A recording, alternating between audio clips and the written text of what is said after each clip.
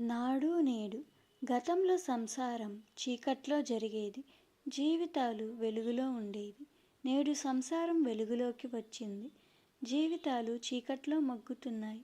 కప్పుకోవాల్సిన వాటిని చూపిస్తూ చూపించాల్సిన అందమైన ముఖాన్ని కప్పేస్తున్నారు. నాడు కొందరే మందుకు విందుకు అలవాటు పడేవారు. నేడు కొందరే వీటికి దూరంగా ఉంటున్నారు.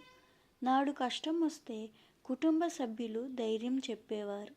నేడు కుటుంబ సభ్యులే కష్టాల కడలికి బలి చేస్తున్నారు. నాడు తినడానికి శ్రమించి సంపాదించేవాళ్ళం. నేడు తిన్నది అరగడానికి తిన్నగా శ్రమిస్తున్నాం. నాడు జబ్బు చేస్తే శక్తి కోసం పండ్లు పాలు తాగేవాళ్ళం. నేడు అదే డబ్బుతో బిళ్ళలు కొని జబ్బులు కొని తెచ్చుకుంటున్నాం.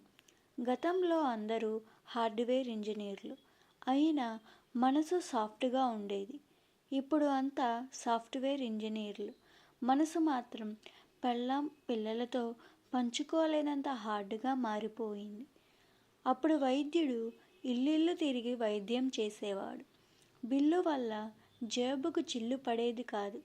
నేడు ఇంటిల్లిపాది వైద్యుని ముందు క్యూ కట్టారు. సంపాదన సగం వైద్యునికి సమర్పణం. నాడు సేవ చేయటానికి రాజకీయాలు చేస్తే నేడు శవరాజకీయాలు చేసేందుకు రాజకీయాలు చేస్తున్నారు. నాడు భవతి భిక్షాందేహి అంటే పని కల్పించి అన్నం పెట్టేవారు. నేడు భిక్షగాడు సైతం మందు తాగి ఇంటి ముందు తూలుతున్నాడు. నాడు దొంగలు నట్టింట్లో పడి దోచుకెళ్ళేవారు. నేడు దొంగలు దొరల్లాగా నెట్ ఇంట్లో దోచేస్తున్నారు. ఒకప్పుడు దొంగల్ని పట్టడానికి పోలీసులు తిరిగేవారు.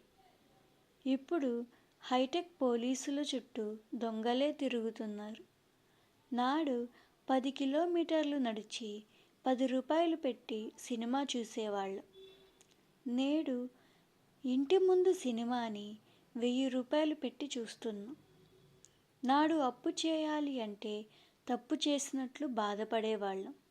నేడు తప్పు చేయడానికే అన్నట్లు అప్పు చేస్తున్నాం. నాడు కప్పు పాలు పెరుగు అమ్మి సొమ్ము చేయలేక మనమే తాగేవాళ్ళం. నేడు ప్లాస్టిక్ కప్పుల్లో పాలు పెరుగు తినేస్తున్నాం. చైనా నుంచి పెన్నులు గన్నులు మాత్రమే వచ్చేవి. నేడు చైనా నుంచి ప్లాస్టిక్ బియ్యం కూడా వస్తున్నాయి. ఇది మనం సాధించిన పురోగత లేక మనకు మనం తెచ్చుకున్న అధోగత? ఆ తథగతునికే ఎరుక. మనకు మిగిలింది ఏరువాక.